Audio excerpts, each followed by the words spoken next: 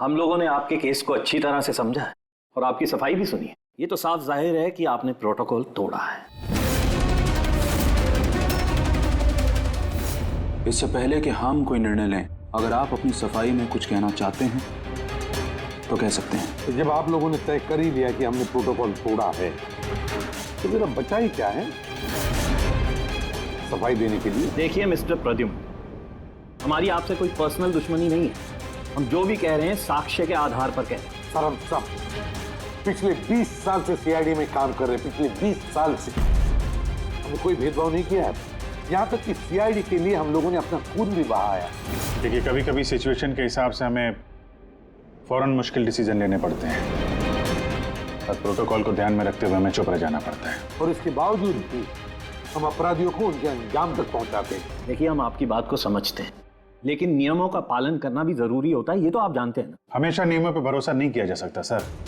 हमारा काम ही कुछ ऐसा है, सिचुएशन के हिसाब से हमें उसी समय तुरंत डिसीजन लेना पड़ता है। और जहां तक दया के केस का सवाल है, प्रोटोकॉल तोड़ने की जरूरत थी, वजह थी सर।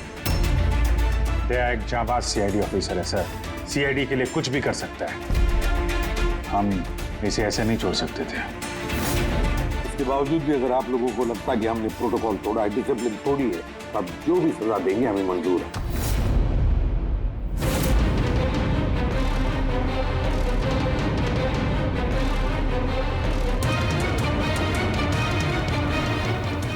देखिए, हम लोग आपकी बात से सहमत हैं, लेकिन नियम तो आपने तोड़े। और नियम तो फॉलो करने के लिए ही होते हैं, और आप लोग कानून से ऊंचे नहीं हैं। इसीलिए हम लोगों ने ये फैसला लिया है कि आप लोगों की टीम को तोड़ा नहीं जाएगा, आप लोग कंटिन्यू कर सकते हैं। Thank you. लेकिन आज से आप लोगों को मॉनिटर किया जाएगा। आपके सभी केसेस को एक सुपरवाइजिंग ऑफिसर मॉनिटर करेगी, जैसे हमने नियुक्त किया है।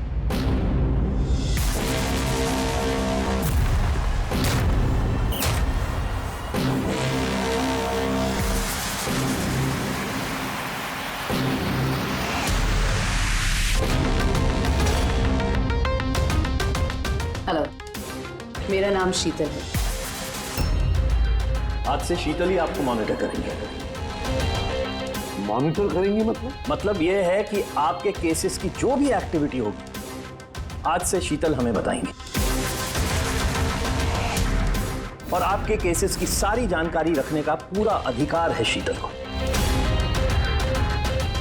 आप लोगों की टीम आगे रहेगी या नहीं रहेगी, ये भी हम शीतल जी की रिपोर्ट आने के बाद ही निर्णय लेंगे। देखिए, आज तक आप लोगों ने जो चाहा वो किया, लेकिन अब सिचुएशन बदल चुकी है। अब से आपको अपने हर केस में शीतल को इन्वॉल्व करना पड़ेगा।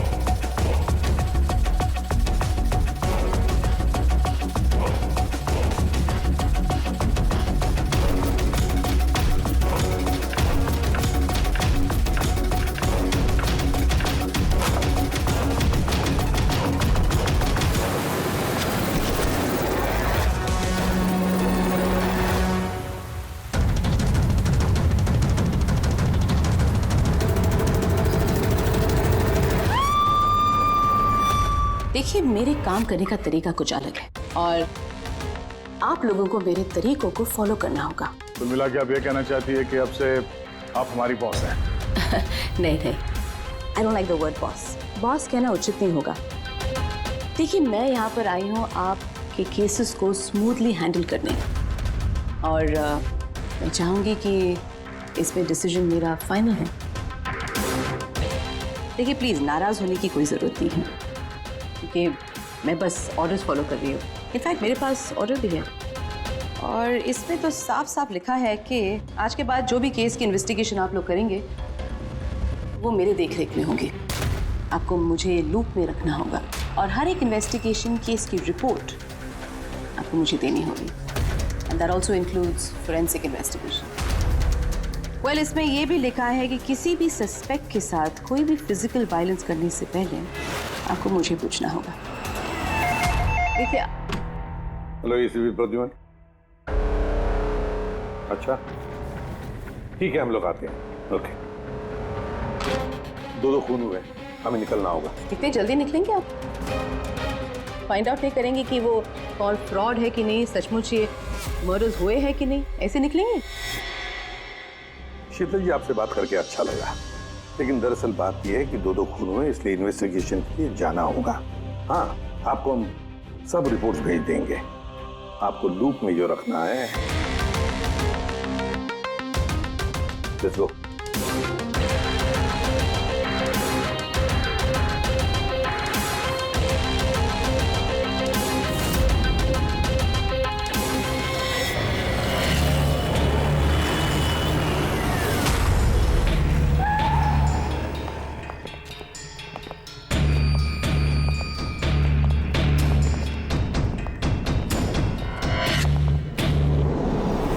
कहाँ हुआ है खून? पता नहीं। पता नहीं? क्या मतलब? आप लोगों ने फोन करके बोला था कि खून हुआ है यहाँ पे। दो खून हुए हैं, इसलिए मैंने आप लोगों को बुलाया। दो खून हुए? तो फिर खून हुए कहाँ? लाशें कहाँ हैं? पता नहीं सर, मैंने सिर्फ सुना। क्या सुना है तुमने? चीखने चिल्लाने की आवाज? नहीं, मैंने सब कुछ सुना, देखा भी है, बट मैं वहाँ थी नहीं। सर, इसने कोई बुरा सपना देखा और अब इस तरह की बातें कर रही है। नहीं मैडम, सपना नहीं है, मैंने खून होते हुए देखा है। कब, कहाँ, कैसे, ये नहीं पता, क्योंकि मैं वहाँ थी ही नहीं। जब आप वहां पर थी नहीं तो आपने ये खून होते हुए कैसे देख लिया? इस ट्यून से।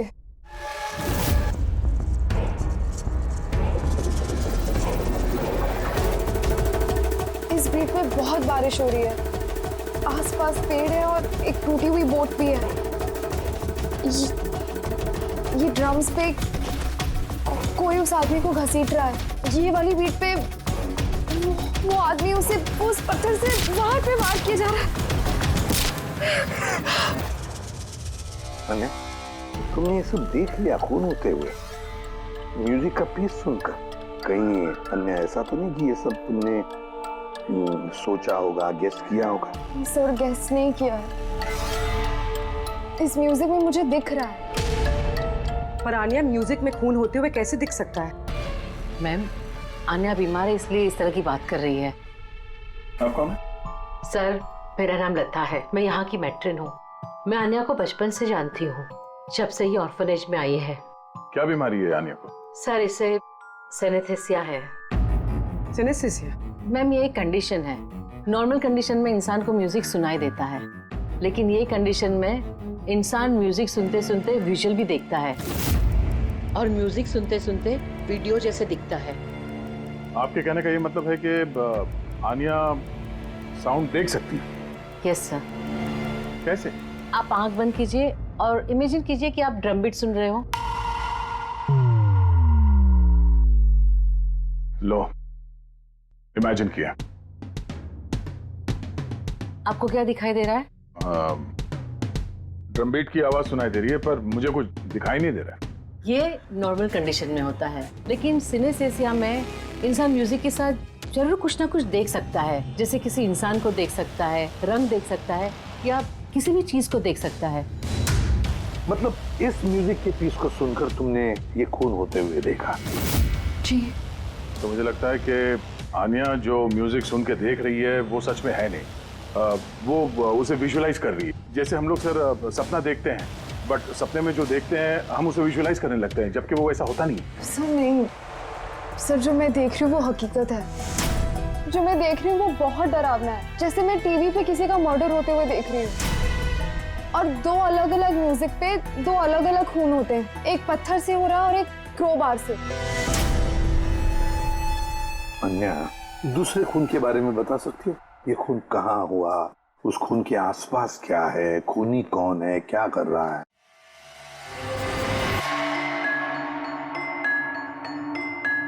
आसपास पहाड़ी है, एक आदमी नीचे गिरा हुआ है। अपने आप को बचाने की कोशिश कर रहा है। सर वो आ गया सर। वो उसे मार रहा है क्रोबार से। सर लगातार मारते जा रहा है। चेहरा नहीं देखा खूनी का। ठीक है, हम इस केस की तहकीकात करेंगे। सर मैंने ऐसे केस के बारे में तो नहीं सुना। पर पूर्वी जिस तरह से इतनी सारी डिटेल इस बच्ची ने हमें सब बताया है, तो शक होता है कि कहीं ये सच तो नहीं कह रही है। सर मुझे कुछ याद आ रहा है, जैसे इस लड़की ने बताया, ऐसा मैंने कहीं पे पढ़ा था सर। कहीं पे पत्थर से खून हुआ है। तो फिर एक काम करो दे, क्राइम ब्रांच से पता लगाओ कि ऐसे 2 केसेस हुए हैं क्या। Okay sir. सर जैसा कि आपने बताया, ठीक वैसा ही केस 2 महीने पहले पुणे में हुआ था। उसे पत्थर से कुचलकर मार दिया गया। और सर क्रोबार से मर्डर पनवेल में हुआ था, यही कोई 6 महीने पहले। तो उसकी फाइल्स लाई है तुम लोगों ने? यस सर, ये पुणे केस की। और ये पनवेल मर्डर केस की फाइल। पनवेल, ठीक है, थैंक यू वेरी मच, जा सकते।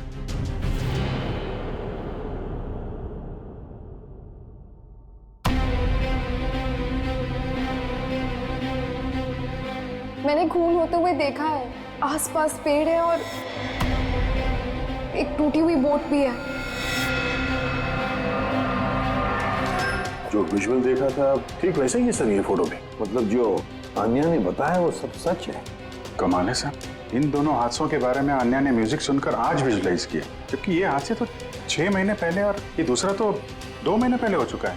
ये कैसे हो सकता है? जो लड़की इस क्राइम सीन पे थी भी नहीं, उसने ये सब कुछ विजुअलाइज कैसे किया?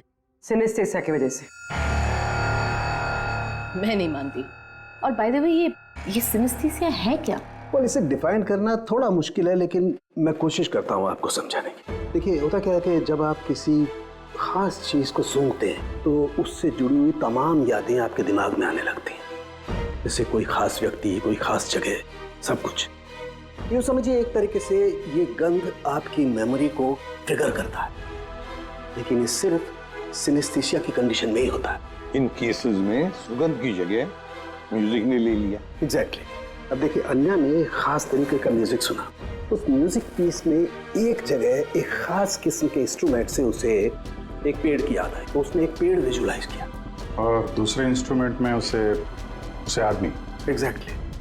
बस मुझे लगता है खूनी ने इस खून की घटना को किसी खास तरीके से म्यूजिक में कन्वर्ट कर दी। मतलब जब म्यूजिक बजे तो उस घटना से जुड़ी हुई तमाम चीजें, तमाम जगह मेमोरी में ट्रिगर होने लगे। लेकिन ये सब कुछ विजुलाइज वही कर सकता है जिसे सिनेस्थेसिया की बीमारी हो, और किसी में नहीं। और यही उस ऑर्फनेज की मेट्रन ने भी बताया। आप लोगों को ये सब कुछ अजीब नहीं लगता? जैसे भी है, केस को सुलझाना हमारा काम है।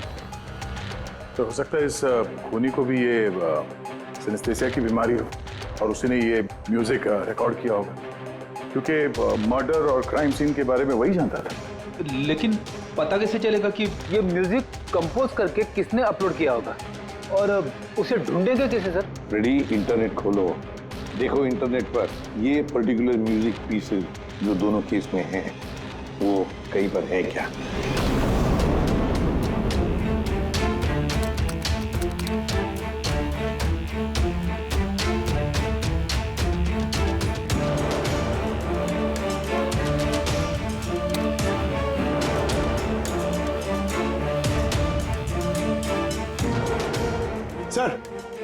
सर मिल गया सर। दोनों ट्यून एक ही गाने का हिस्सा है। एक इंडी रॉक ग्रुप ने बना है। देख रहा हूँ इस इंडी रॉक बैंड वालों को यहाँ पर। है सर। ओके, आप लोग अपनी इन्वेस्टिगेशन करते रहिए, मैं कुछ दूसरे काम से आती हूँ।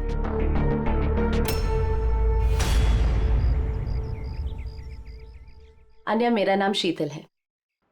मुझे आपसे कुछ बातें करनी थी। क्या हम बात कर सकते हैं? आन्या, देखो आन्या, आई प्रॉमिस ज्यादा वक्त नहीं लूंगी, सिर्फ 5 मिनट।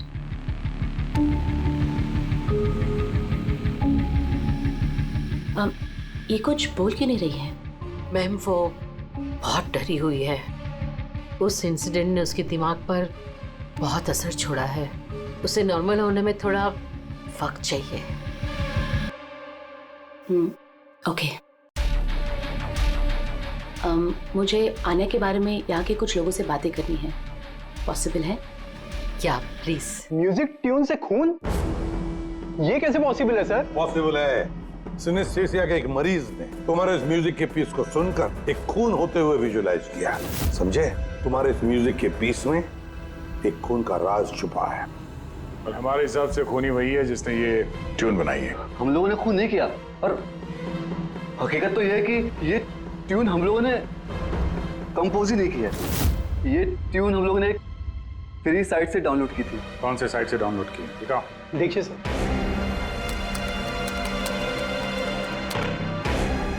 ये देखिए सर।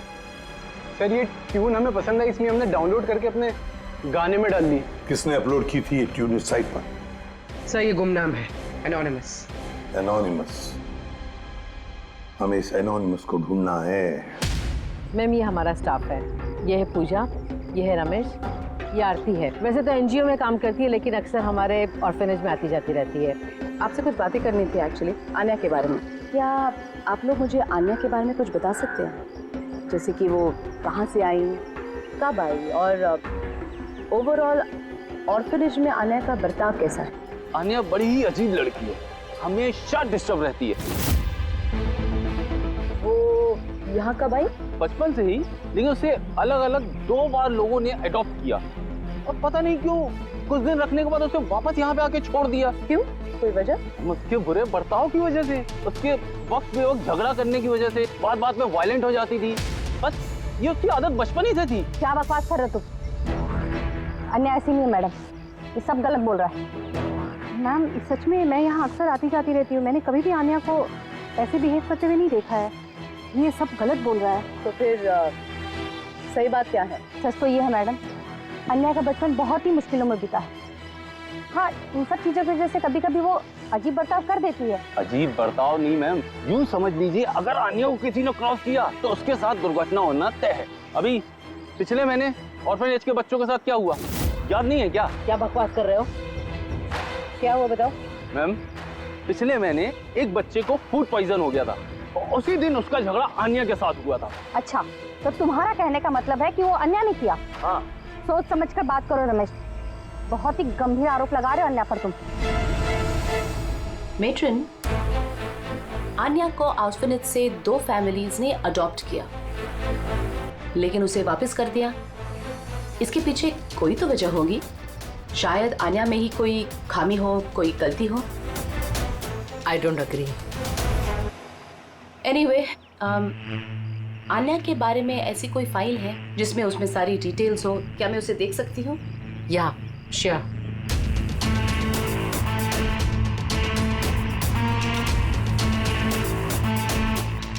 ये लीजिए। Thank you.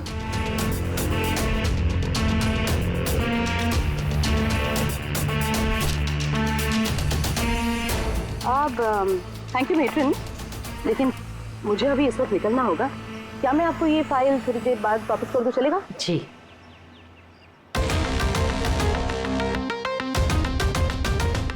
हेलो, मुझे जिन जिन लोगों को सिनेस्थीसिया है ना, उन टाइप के लोगों से मिलना है और कुछ जानना है उनके बारे में। इन तीनों लोगों को सिनेस्थीसिया है। एक मिनट, आपको कुछ दिखाना चाहती हूँ मैं।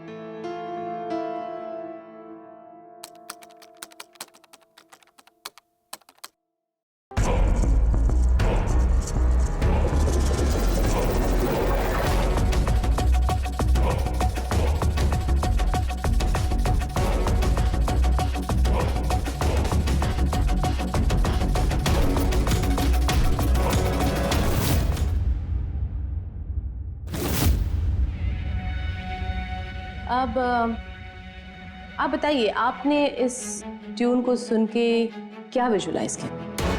मैम, मैंने एक बहुत बड़ा घास का मैदान देखा जहाँ पे गाय घास खा रही थी और सूरज साफ दिख रहा था। मैंने एक नदी देखी, वहाँ नाव थी और मैंने देखा वहाँ पे कुछ लोग आग जला के बैठे हुए थे। इंटरेस्टिंग। चलिए आखिर में आप बताइए, आपने क्या देखा? शहर देखा मैंने, एक भीड़ भाड़ वाला इलाका और ऊंची ऊंची बिल्डिंगें थी और उसके ऊपर विज्ञापनों के लाइट्स लगी हुई। इंटरेस्टिंग। 3 different interpretations. अच्छा है, आपने देख भी लिया और खुद अपने कानों से सुन भी लिया। 3 लोग जिन्हें सिनेस्थीसिया है उन्होंने वही ट्यून सुनी, लेकिन 3 अलग विजुअल्स देखे। और आन्या ने इसी म्यूजिक पे खून होते हुए देखा है। एग्जैक्टली। दुनिया में ऐसा एक ही शख्स है जो इस म्यूजिक ट्यून को खून पे इंटरप्रेट करे। कौन? खुद खूनी, और वो खूनी और कोई नहीं, आन्या। ये आप क्या कह रही थी? आन्या बेगुनाह है। देखिए एसीपी साहब, केस सबूत पे सॉल्व होता है, भावनाओं पे नहीं, और मैं भावनाओं में बहने की गलती नहीं करती। मैं ऑर्फनेज गई थी और वहां जाकर पता चला कि आन्या को 2 फैमिलीज ने अडॉप्ट किया था, लेकिन बस कुछ ही दिनों बाद उन दोनों फैमिलीज ने आन्या को वापस ऑर्फनेज छोड़ दिया। और वो 2 लोग वही थे जिसका मर्डर हुआ, जिसने आन्या को अडॉप्ट किया।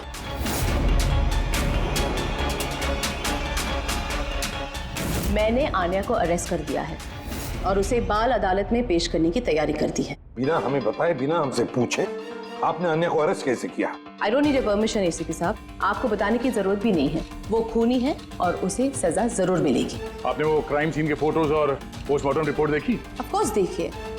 तो शायद ठीक से नहीं देखी आपने, नहीं तो एक बेगुनाह को अरेस्ट नहीं करती। खूनी ने बहुत ताकत लगाई है खून करने में। एक 15 साल की बच्ची इतनी बेरहमी से 2 लोगों का खून नहीं कर सकती।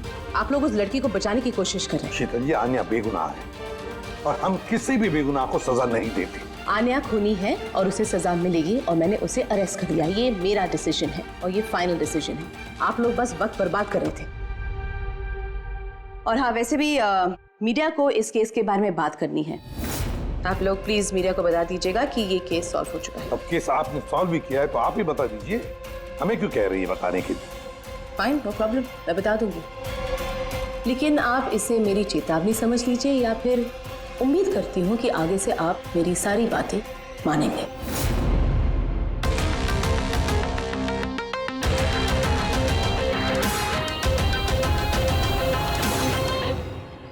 आप लोगों को जानकर बहुत खुशी होगी कि ये केस सॉल्व हो चुका है। मैम, कौन है खूनी? खूनी एक 16 साल की लड़की है जिसका नाम आन्या है।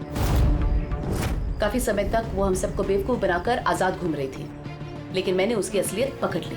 मैम, ये केस तो काफी पुराना है ना? जी हाँ, ये केस काफी पुराना था। इनफैक्ट काफी समय तक क्राइम ब्रांच के ठंडे बस्ते में पड़ा था, लेकिन सीआईडी ने जैसे टेक ओवर कर लिया, 24 घंटे में केस सॉल्व्ड। तो मैम, आप भी सीआईडी टीम का हिस्सा हैं?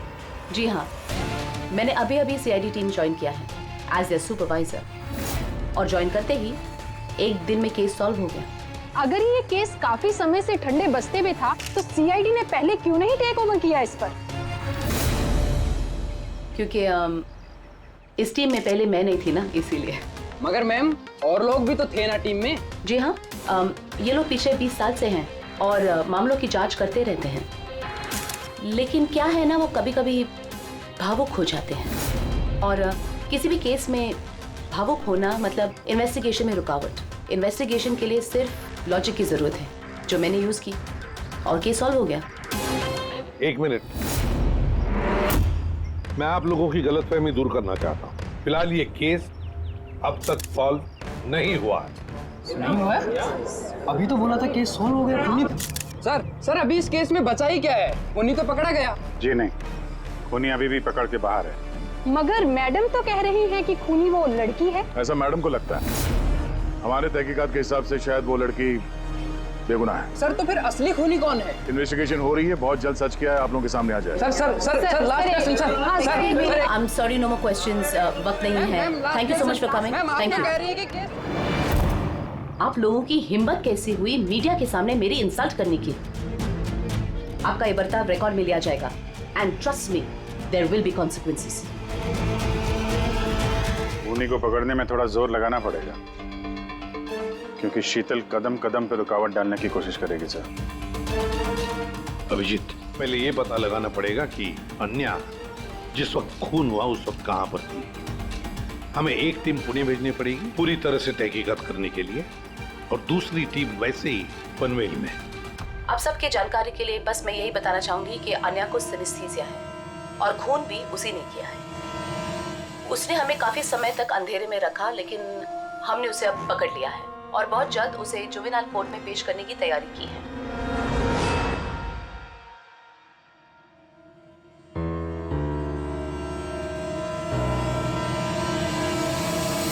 देखिए 23 फरवरी को शाम के 4 और 7 बजे के बीच अन्या कहाँ पर थी?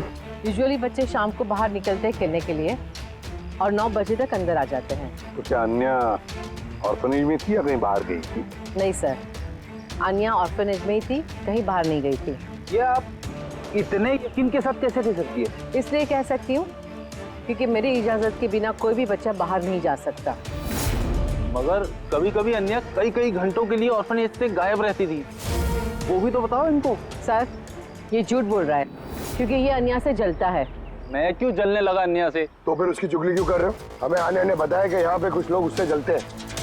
सर मैं सिर्फ आप लोगों को अन्या के बारे में जानकारी दे रहा था। तो फिर ये भी बताओ ना कि पिछले साल अन्या ने तुम्हारे खिलाफ कंप्लेन की थी। इनके खिलाफ क्यों? सर ये ऑर्फनेज के लड़कों को मारता पीटता था, अन्या ने कंप्लेन की थी इसके खिलाफ, सस्पेंड भी हुआ था। तब से ही अन्या से नफरत करता है सर।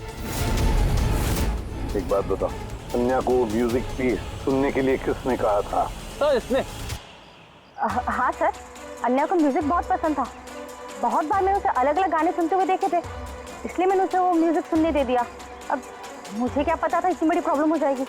वैसे आप लोगों में से कोई म्यूजिक इंस्ट्रूमेंट बजाना जानता है? सर मैं पियानो बजाती हूँ। सर मैं भी पियानो बजाती हूँ। अच्छा एक बात बताइए, जिस दिन पुणे में खून हुआ था उस दिन आप लोग कहाँ थे? हम सब कुछ बच्चों को लेकर पुणे गए थे। तो आप लोग उस दिन पुणे में ही थे? क्या था पुणे में? वहाँ पर एक इवेंट था इसलिए। सर ये सारे के सारे शरीफ होने का नाटक कर रहे हैं। काम करते हैं, इन सब के कंप्यूटर्स चेक करो, देखो क्या किसी ने वो म्यूजिक का पीस बनाया और अपलोड किया है, क्योंकि जिसने भी ये म्यूजिक पीस बनाकर अपलोड किया है ना, वही खूनी हो सकता है।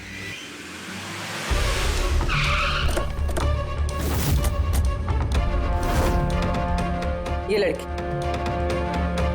ये यहाँ पर 2 महीने पहले आई थी। हाँ मैम, ये 2 महीने पहले एक एनजीओ ने इवेंट ऑर्गेनाइज करवाया था, तो उसी इवेंट में डांस करने आई थी। इसने बहुत अच्छा डांस किया था sir. She is a very talented girl. और उसी दिन यहाँ आसपास एक खून भी हुआ था। खून तो हुआ था सर, लेकिन जिस जगह पे खून हुआ था वो यहाँ से लगभग 1 घंटे की दूरी पे है।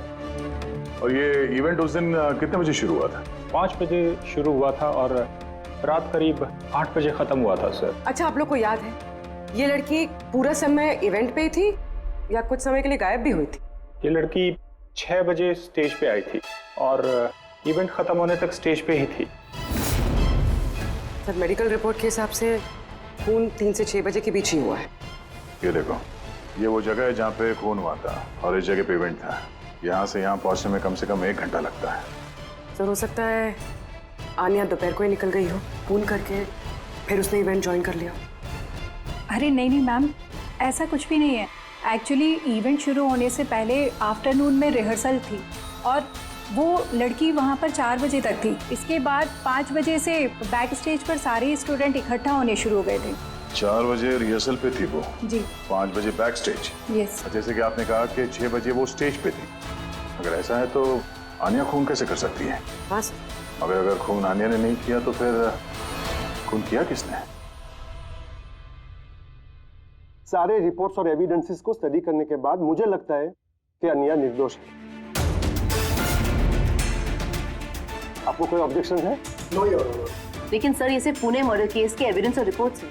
पनवेल मर्डर केस में निर्दोष साबित करने के लिए कोई एविडेंस और कोई रिपोर्ट्स नहीं है। ऐसा हो सकता है कि अन्या ऑर्फनेज से बाहर निकल गई और मर्डर किया उसने फिर वापस चली गई। It can be possible, right sir? आपके पास अगर कोई सबूत है तो प्लीज पेश करें, जिससे ये साबित हो सके कि जब खून हुआ तब अन्या पनवेल में थी। देखिए, एविडेंसेस और विटनेसेस के अभाव में ये केस डिसमिस कर दिया जाता है। अन्या को प्लीज छोड़ दिया जाए।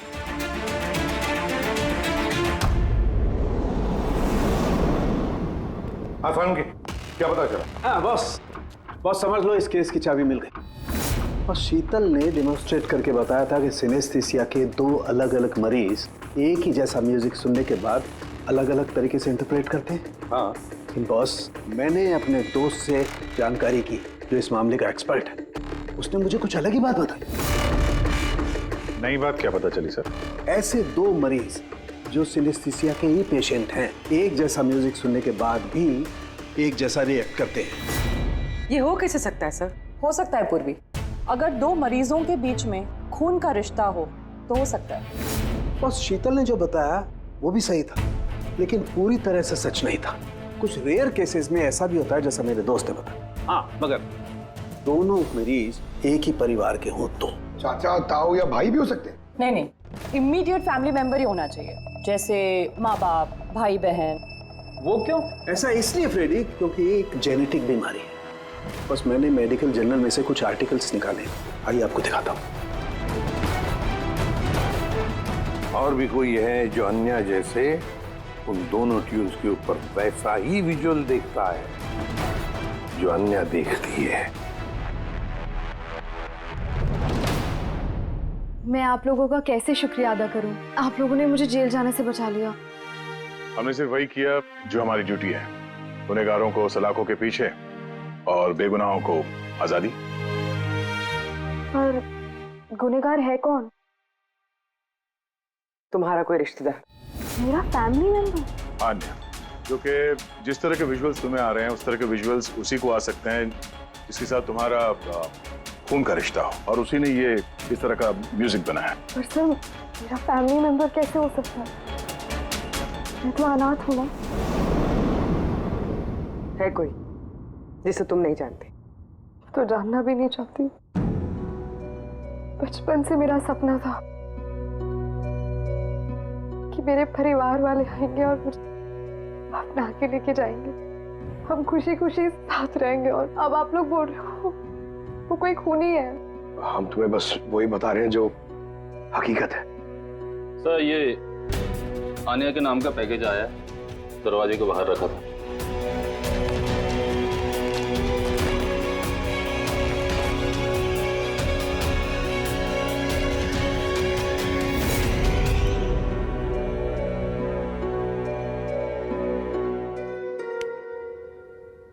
Pen drive? पंकज,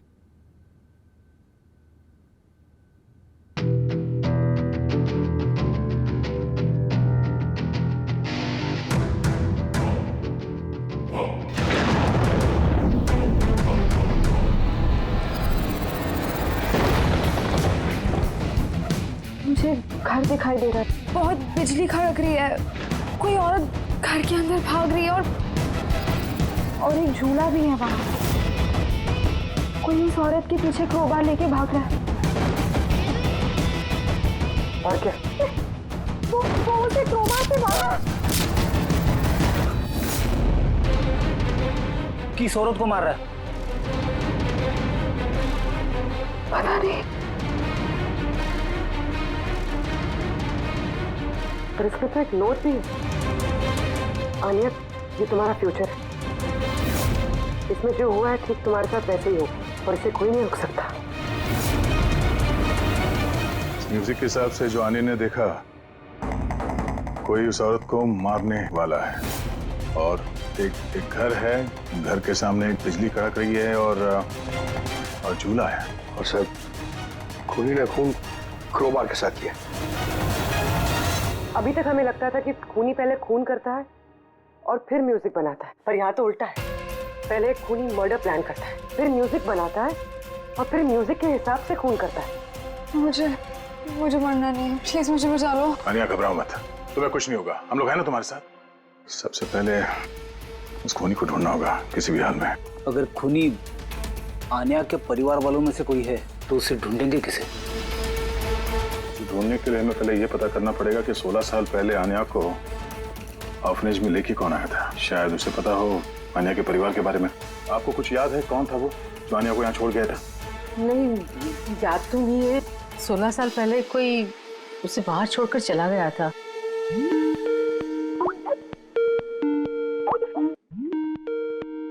She शीतल जी का फोन, वीडियो कॉल कर रही है।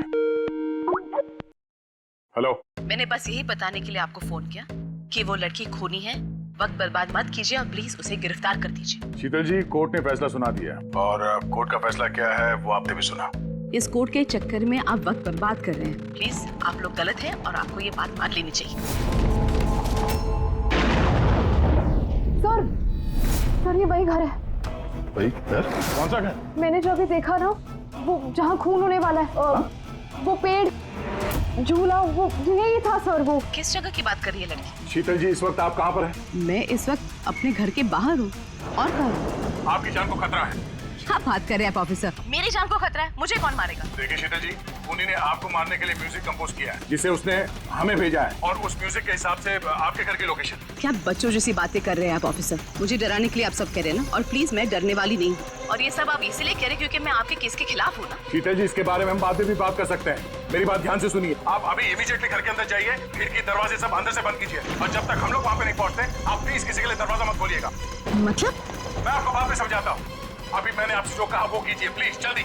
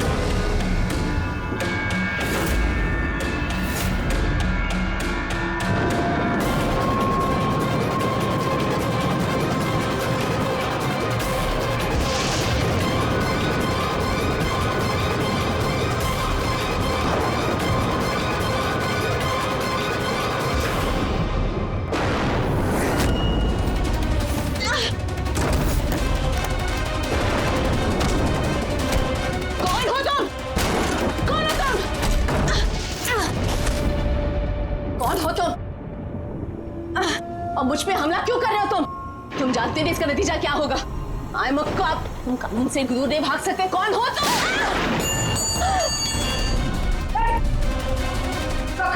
शीतल जी, आप ठीक है? आम ओके ऑफिसर।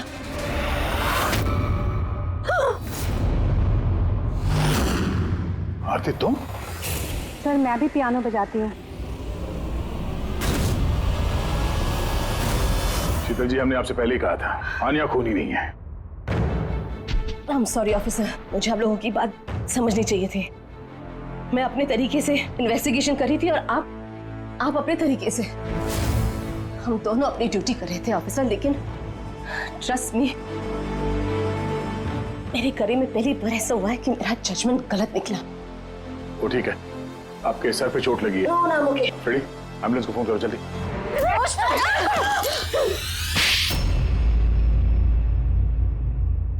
शीतल जी पे हमला क्यों किया तुमने? अपनी बेटी को बचाने के लिए। कौन सी बेटी को बचाने? आन्या को। आन्या मेरी बेटी है। शीतल उसको जेल भेजने पर तुली थी, इसीलिए मैं उसको सबक सिखाना चाहती थी। और खून क्यों किया? 17 साल पहले जब मैं प्रेग्नेंट थी, मेरे पति मुझे मेंटल असाइलम में छोड़ दिए क्योंकि मैं दिमागी तौर से बीमार थी।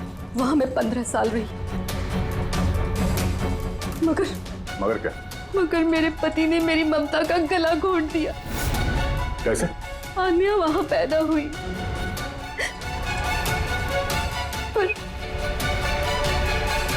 उसे मुझसे छीन लिया गया। 15 साल बाद जब मैं बाहर आई तो मुझे पता चला कि मेरे पति मर चुके हैं, पर आन्या कहाँ है मुझे कुछ पता नहीं था। वो जिंदा भी है या नहीं ये भी मैं नहीं जानती थी। मैंने कई ऑर्फनेज में ढूंढने की कोशिश की उसे, पर वो कहीं नहीं मिली। आन्या के बारे में कैसे पता चला तुम्हें? 6 महीने पहले जब मैं इस ऑर्फनेज में आई तो मुझे आन्या की केस फाइल मिली।